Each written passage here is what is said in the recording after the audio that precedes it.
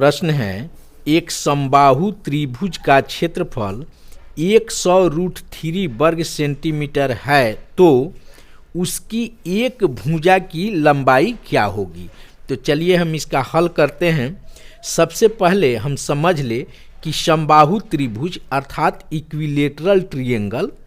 तो समबाहु त्रिभुज का मतलब होता है जिस त्रिभुज की तीनों भुजाएं आपस में बराबर हो वह समबाहु त्रिभुज कहलाता है।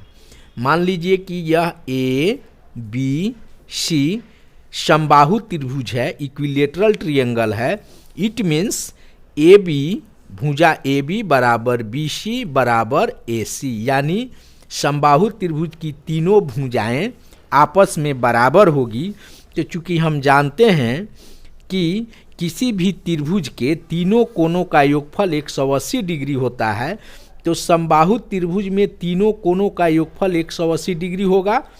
तो तीनों भुजाएं बराबर होती है तो इसमें तीनों कोण भी बराबर होते हैं, यानी सामने ये भुजा ए बी बराबर बी सी ए सी है, तो ए बी के सामने का कोण सी इक्वल बी सी के सामने का कोण ए इक्वल ए सी के सामने का कोण बी, अर्थात समबाहु त्रिभुज की तीनों कोण आपस में बराबर होता है।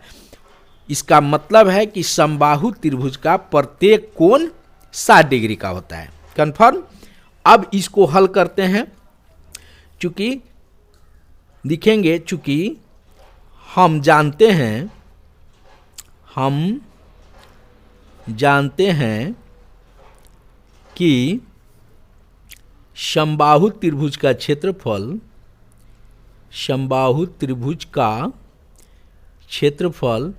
सूत्र होता है इसका √3/4 गुना भुजा स्क्वायर, और इसमें हमको भुजा ही मालूम करना है।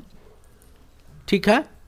तो समबाहु त्रिभुज का क्षेत्रफल दिया गया है 100√3, तो 100√3 वर्ग सेंटीमीटर इक्वल √3/4 गुना भुजा स्क्वायर हो गया। ये यहाँ बटा 1 कर देते हैं। अब इसमें हम क्या करेंगे, ब्रज गुणन क्रॉस मल्टीप्लाइकेशन यानी तिरछा तारछी गुना कर देंगे। तो ये क्या हो जाएगा, √3 भुजा स्क्वायर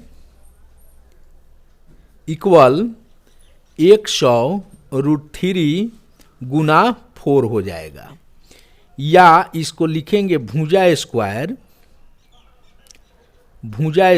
इक्वल, या √3 भुजा स्क्वायर में क्या है, गुना है, तो इधर इक्वल के इधर आएगा तो भाग लग जाएगा, यानी 100√3 गुना 4 बटा √3।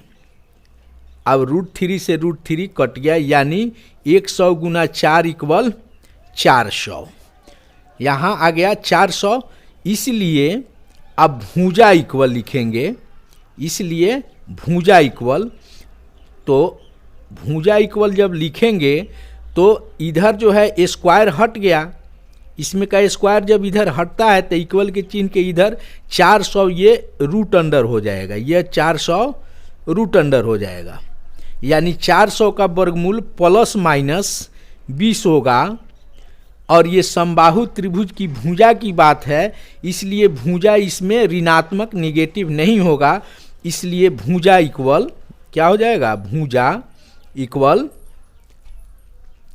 20 सेंटीमीटर। तो समबाहु त्रिभुज की प्रत्येक भुजा कितना हो जाएगा, 20 सेंटीमीटर, और यही इसका आंसर हो गया।